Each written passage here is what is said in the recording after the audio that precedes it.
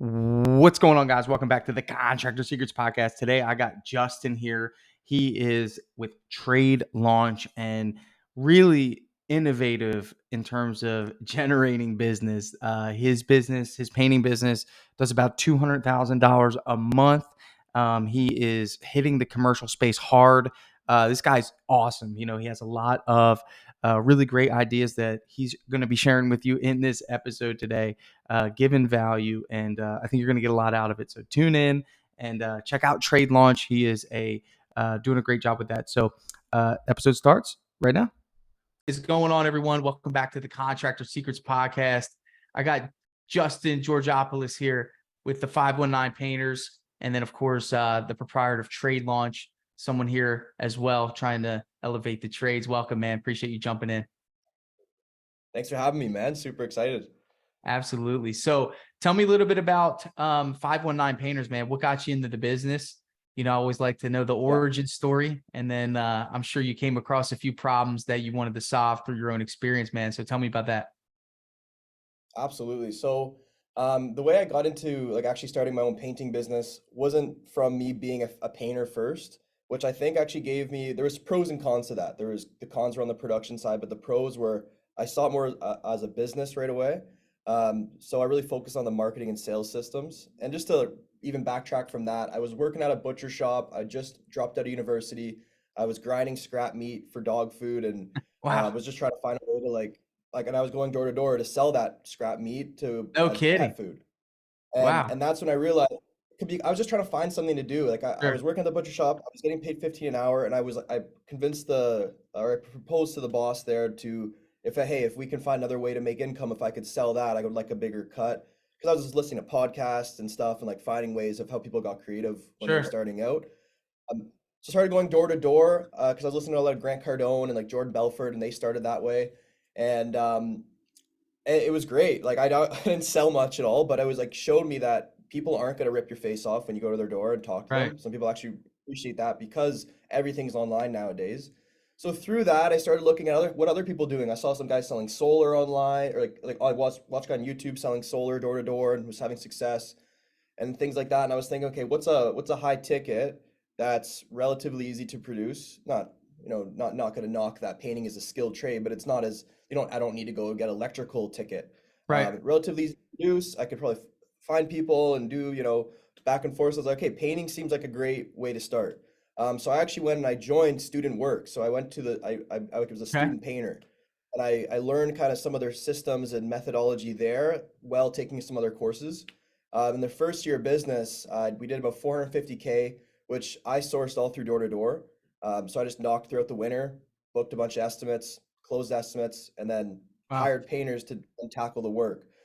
Lots of fires came up my first year. I had no idea what I was doing. I just booked so much work and then was like, okay, now I need to, at least I fixed the problem of not having work, but now I need to find people to do it. Didn't find the best people, didn't really know how to screen people the best and really gauge different attitudes and coachability. Some people were terrified of ladders, just like, the common problems you might have. Got my van stolen, had to run it out of a Civic, 40-foot ladder on a Civic. I had to remember having to hold my ladder with a roof rack of my Civic because one of the roof racks broke. It is like shit show. So I love that because like the I guess the idea behind that my model is like I'm just going to sell the work and then the painters will handle it, and you're finding yourself in project management mode more than you probably anticipated. Yeah. So I remember, so I had 6 crews going in the first year. A lot of these were like university students. Yeah, a lot of the university students never painted before. I didn't paint, so I was like kind of teaching them, like not like it was good to learn, and I'm glad I did it. I agree. So I promoted one of my painters to a production manager. I was like, hey, you got these 6 crews, like I want to keep selling.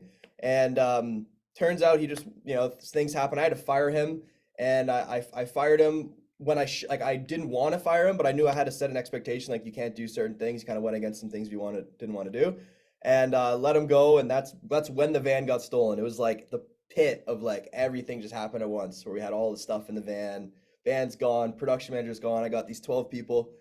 And I'm just so grateful for it. And I remember in the moment trying to be grateful for it. And it was hard in the moment, but after I was like, oh, thank God that happened, because I learned so much about what's the worst that could happen, what's the best.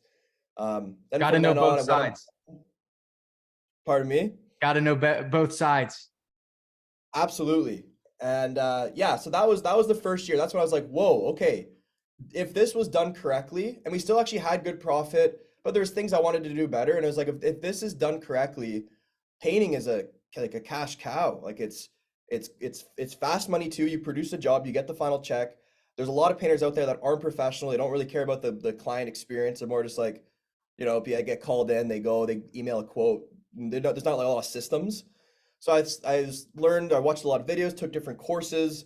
And then the next year we actually hit 1 million and had really good, Beautiful. we had really good reviews from clients. And then from then we scaled on. We're going to do over 2 million this year. And now we have like really awesome painters. I think I truly believe I got the best painters in the city on our team. Wow. Amazing manager in place, good sales manager, great door-to-door guys, estimators, where I'm completely off. I'm completely off sales. I'm off of even production man. I'm off of everything. Where I feel like my role with these guys and my team is like I got some dogs that are ready to grind, and I'm just like coaching them and helping them handle problems. And Sure. uh, so that's where the business is at for 519. Um, and then yeah, that led into just people calling me for some advice and getting into that, and then seeing a lot of holes in different businesses. And now I run Trade Launch, where I help a specific type of contractor. It's not for everyone, but help them scale. A lot of times it's people that want to hit the $1 million mark, and they're usually in the Sure. couple hundred grand. But yeah, that's where everything's at now. Absolutely, man. Wow. Great story. And just, I can attest to wanting to know how to paint. I think that's so valuable.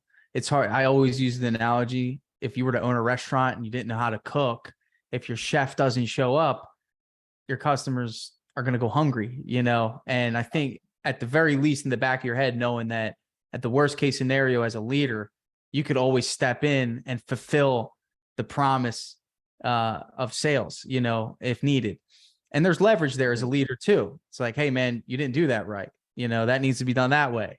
Seeing it from that perspective.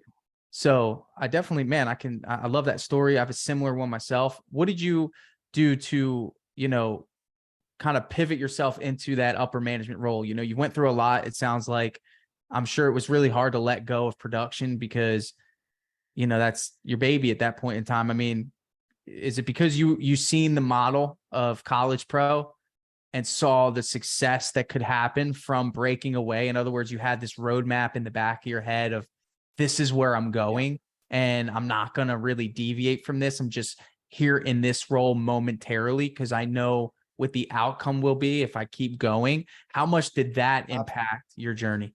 Absolutely.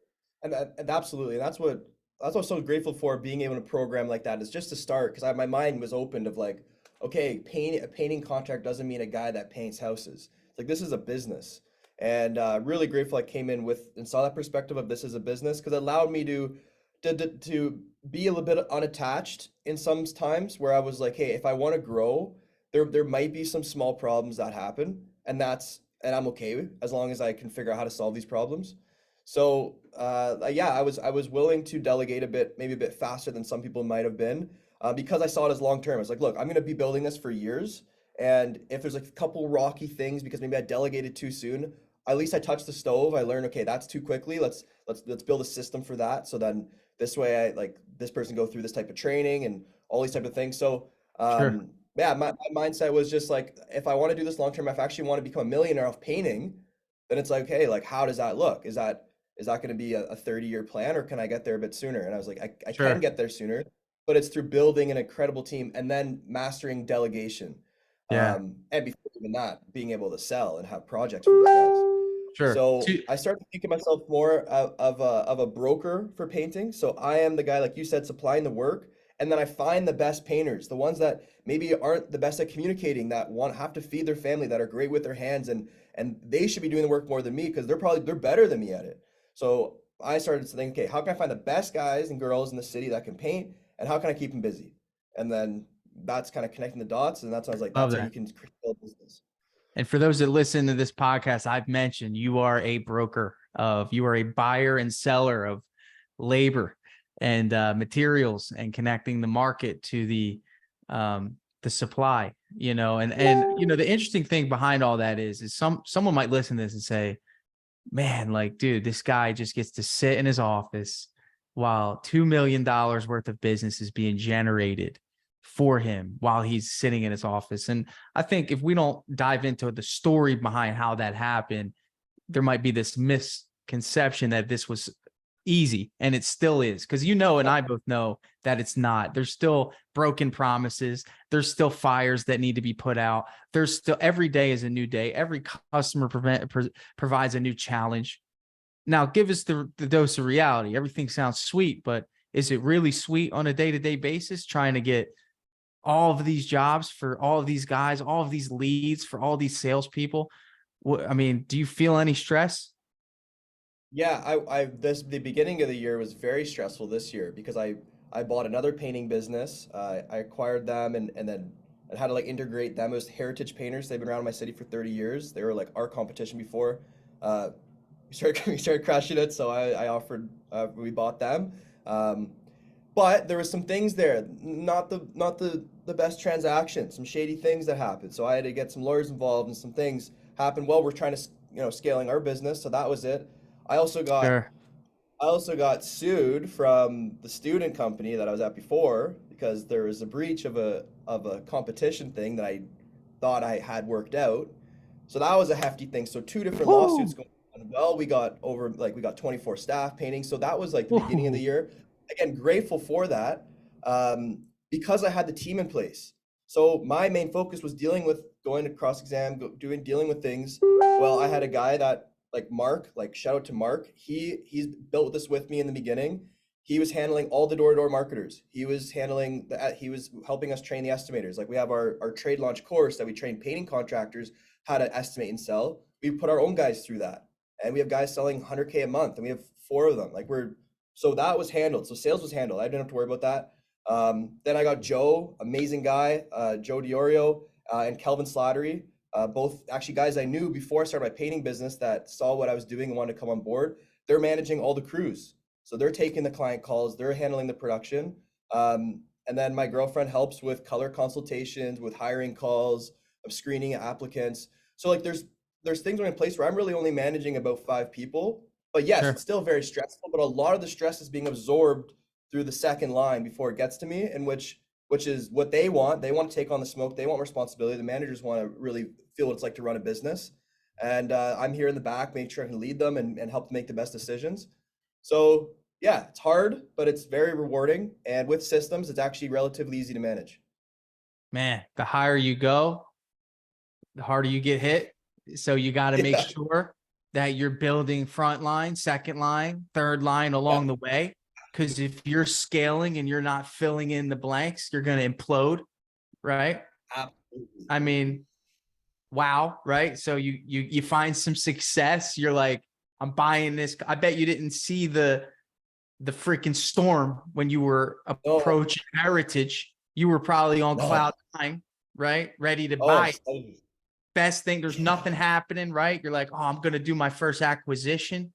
And then Yeah, as soon as boom. the world saw that you were trying to break the mold, Yeah, opposition comes. But isn't that the big same cycle though? Every time? Like anytime you every try time. to try to level up, opposition, lawsuit from Oh, college pro. Are you kidding? yeah. Wow. Yeah, it's the boss mode. It's like as you get higher, like and I'm on like level 3, I think out of fucking 100. Like, but like Yeah. as you get higher, like the boss gets bigger. Bowser, whatever, comes on blue shell, like ready to go. So it's like you got to have the systems in place. You got to have all like Yeah. the perks Yeah. ready to go to be able to tackle these Yeah. bosses. Bowser. Love Yeah, that. Bowser. That analogy. I love it. So you navigate the storms, the undertone of what you've said each time, and I've heard this many times, you're well trained, is gratitude through any Mhm. circumstance, right? You said it. I'm grateful for it. I love that. I want to hit on that. Not many people have that mindset. So it's important just for me to highlight it in this interview here of someone that's been through a lot of adversity, that's found gratitude to be really just the end result. Grateful for the experience, will improve the next time around. Not getting, Totally. not getting hit too hard off balance, off center. Finding center in business is definitely a challenge, but the path to success is straight and narrow through it, right? what are you Yeah. doing now with Trade Launch? Tell me about this program. Tell me about what it is. There's a lot of programs out there. Why is yours different? Why should someone Yeah. sign up for it? I cut right to it here, man. Here's the deal. He's Yeah. here Love it. because I like what he's got to say. He has some pretty cool processes. You have an opportunity to give your pitch on this podcast because we're not going to dance around that. What is Trade Launch? Tell me about it. Yeah, Trade Launch. Again, it's a selective program. There's tons of programs out there, and there's amazing programs out there, and there's great programs for guys starting. Mine's more of a program where at first I want to really just understand where the person's at. So we have a free Facebook group where we give away tons of free value. So it's like either way, you guys can grow your business in the group without having to pay me for any coaching. But I hop on calls with guys that do reach out and they want to, okay, I want to scale my business. Usually they're usually at least at a 200K mark. They have some people in place and they want to get to the $1 million mark.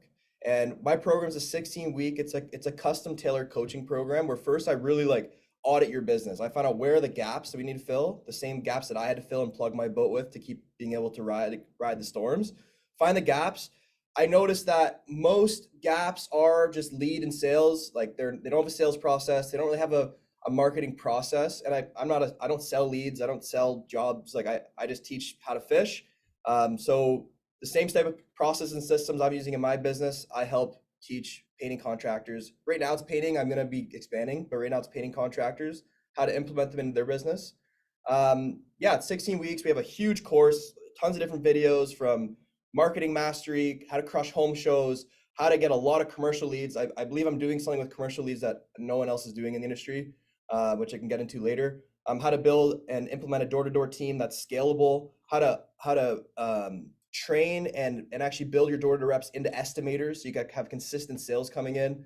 Everything I've done, I put into this course, and it's not for everyone. I actually look for people of certain mindset, guys that are coachable, guys that do want to get off the tools. Sorry if that's my background going. I'm not sure if that's me, but guys that do want to get off the tools, that are in a position where they're like, look, I have some money that I can put towards different marketing avenues because I want to scale. Typically guys that were kind of the same position I was in and have a growth mindset.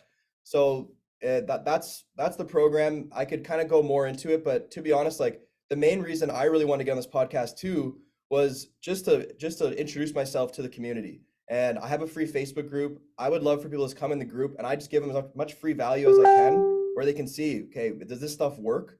And if so, we can have a call.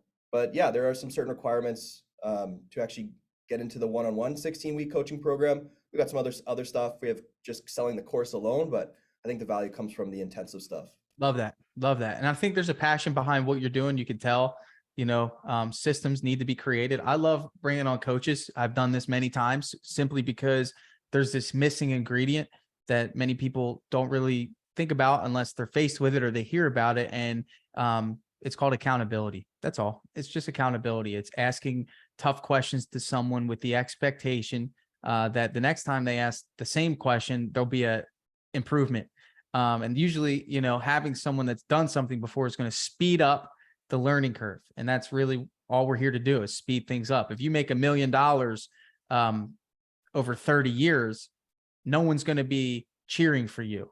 But if you make $1 million in 30 days, what's the difference? You've just done it quicker, which then translates to, that's what we consider wealth, right? So the goal here is to figure out how we can build our business fast, not in 10 years, not in 15 years, fast.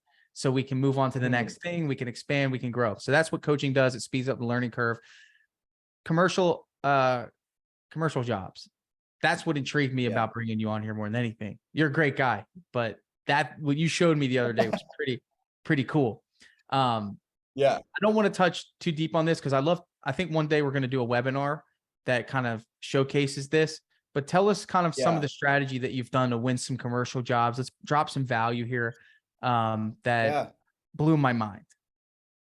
Totally. Awesome, man. Well, I use different lead scraping sources online. I scrape lists. It's free. Well, you got to pay for membership if you want to do bulk scrapes that I do. I'll get every property management corp in my city. Got it. I'll get every restaurant in my city. Got it. I'll get every Costco, gym, pool, whatever. I'll get and scrape every single list. and I get their name, I get their phone number, I get their email, I get their like Facebook or LinkedIn, I get all this information. And I send out a huge email blast. I copy and paste all their emails, use MailChimp, blast. I have a certain copy I like to use to really just put yourself as an expert, build scarcity, customize it to based on the niche you're sending it to. And it literally prints leads. Like it's insane. It prints leads. I just booked $100,000 jail from it. I have like motels that I've booked. I got more jobs I got a quote. I just did one 2 days ago, had 6 responses. Like I have just hot leads that are like, yes, like, or sorry, we got your email before, we didn't respond yet. Now we're responding, because you were just persistent. We send them out relatively every month. So there's a way to tackle commercial. It's just finding the information. You can go on Google and click on each business and like find their phone number and put in a spreadsheet, or you can find a way to scrape and just get like 10,000 at once. So that's what we do. And there's a lot of little intricacies that I again show on my Facebook. I gave away free training to how to do this in my Facebook group. And I'd love to do a webinar too, because I think I can go even in more depth with you on there. And I think there's ways with your AI automation on Dripjobs too. Like it's game changer. Yeah. There's a lot. There's a lot. It's cool. There's a lot. And I'll simplify what you said, because it's kind of when you start getting a scraping and all that. And here's the deal. He finds 10,000 emails and sends them all an email. The key is that's pretty much what you're doing. Getting the emails is the trick. What to say is the trick. And then how to follow up on that is the trick. So those are the 3 things here missing, because we don't have the time to go over that today. But this is why it would be valuable for you to get with Justin about this, because this is this is a game changer. Like I'm coaching a guy in Pennsylvania. The day he onboarded, after we did the audit, we saw exactly what he needed. I built a custom solution where it's like, this is the 16 weeks. We're first going to fix this problem and then this problem. It was going to be, we're fixing leads and sales. Like better. He had leads and sales coming in, but definitely could automate it. Here he has 12 guys going. It's like he needs to flood the sales. We're going to fix that. We're going to create a new problem where you actually need some more management. So we're going to create we're going to use our SOPs with how to take some of these guys that they have as crew leaders, let's build them into production managers. Anyway, so we had a nice SOP and system planned out for him. But the next day that he was actually part of the program, I just went and scraped all these lists for him. So I was like, hey, here's 10,000 emails in your city. Let's email them. So we sent an email, 13K interior, some other huge opportunities, retirement homes, nursing homes. That's repeat right away. And he's like, holy crap. Like he feels like he got the investment kind of off the get-go for the course. It's amazing. So amazing. It's a huge thing you could do to just a huge trajectory in your business, especially guys that are in places that have winter. So right now, my focus is I want to keep my over 20 staff of people busy in the winter so they don't go find another job. So what I'm doing right now is sending out these email blasts to book huge interiors for the winter. We already have a prison for 100K. I want to get some Costco, the Amazon buildings. I want to get some big interior jobs for the winter. And this is exactly how I do it. That's how we can run all year long. Beautiful. Beautiful, man. I love the mindset. I think you and I have a very similar, care first of our team, making sure that they're taken care of and doing anything we can to be resourceful enough. And I think, man, stress in business comes from not feeling out of control, not having resources, right? If it was wintertime, you had no food, you would feel very anxious and stressed. Chances are, if you're out of food in the winter, you didn't hunt in the fall or in the spring or summer or whatever the order is, right? So this is hunting, preparing. So Justin, man, pleasure. I knew this would be a value-packed episode, man. We're going to drop the link of the Facebook group in the description of this episode. You can get with Justin at, what's the website? Is it tradelaunch.com? Just Facebook group. Just go to Facebook group right now. Hit the Facebook group, check out Trade Launch, jump in there. And I'm sure you'll be back, but let's get that webinar on the books soon. And those of you that are, want to hear from Justin, check out his group, and we'll see you at that webinar. We talk a lot about hunting, door to door, all that kind of stuff. We got to be hunting. I love your analogy. Yeah. So persistent wins with this type of business. And let's treasure hunting. Love it. Yeah, that's right. All right, man. Thanks, Justin. See ya. Contractors all over the world are wanting more time, more freedom, more impact.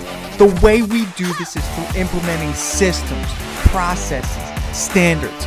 Welcome to the Contractor Secrets Podcast. Here we hit business strategy, coaching, mindset, motivation, the tools you need for success. So strap in, listen up, and get ready to grow on the Contractor Secrets Podcast.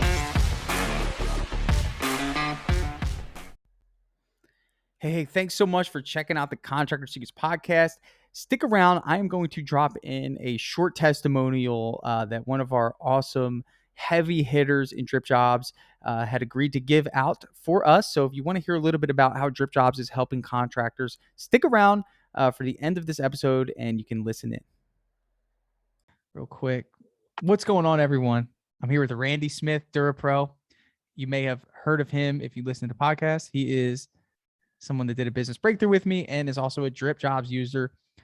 I'm just going to start off, man. You know, you're doing this for me and Dripjobs, of course. I just want to know raw thoughts about what the software's done for you. Are you a fan? Do you hate it? What do you, what are your thoughts? Yeah, man, I absolutely love it. Definitely what I was looking for in a software and a CRM. Like before Dripjobs, I couldn't even tell you how many different like softwares I was trying to use and manage to accomplish the same thing. And it was just a headache. And then now just having the all-in-one is a big thing. And then from there, my favorite thing is really, I feel like it's just taking my sales process, to the next level. And as far as, communication, the biggest thing is like the speed of communication. Customers love, nowadays with Amazon and everything, like everyone wants things now. They're used to it. Yeah. So like, for example, yesterday I had, someone see my Facebook ad, they filled out the request and it was at like 4:30 p.m. and I was leaving the job site and they said today worked. So it was like scheduled for 6 p.m. Drove over there and showed up. So it's that like, quick. Yeah. Within an hour, they've got an estimate in their hand on the spot. That's powerful. So yeah, it's definitely taken the sales process to the next level, which is big. And I love the customer portal. Like it's just super professional and, you can throw all the details in there. It looks really nice. Being able to present it on the iPad. Are you selling on the spot? Yeah. Yeah. Man. I love selling on the spot. I think it just you're getting people to squiggle on the with their finger on the iPad.